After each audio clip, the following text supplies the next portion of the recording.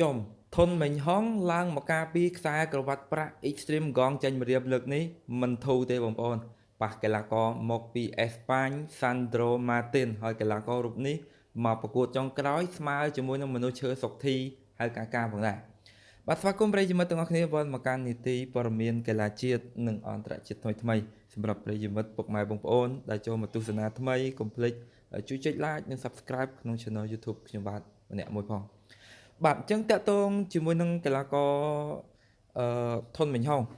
គឺនឹងត្រូវឡើងមកការពារនៅខ្សែក្រវ៉ាត់ប្រាក់ Extreme ផងដែរ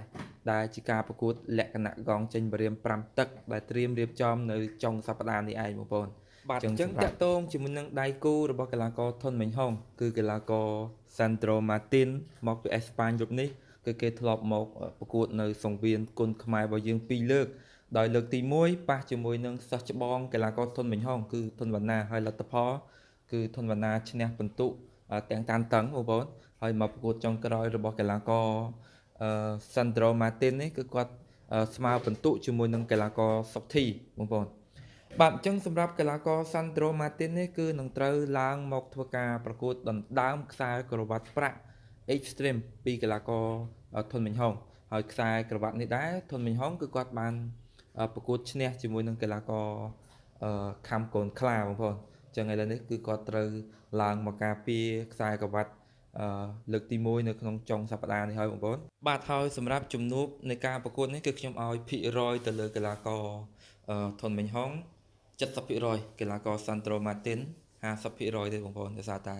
ការប្រកួតនេះលក្ខណៈកងចេញព្រាមអញ្ចឹងគឺចូលជំនាញរបស់កីឡាករធនមិញហងហើយស្របពេលដែលធនមិញហងបច្ចុប្បន្ននេះក៏កំពុង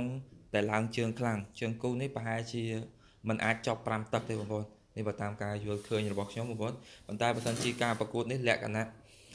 កងធំធម្មតាយើងអាចនឹងភាគរយចាញ់បន្ទុកកីឡាករ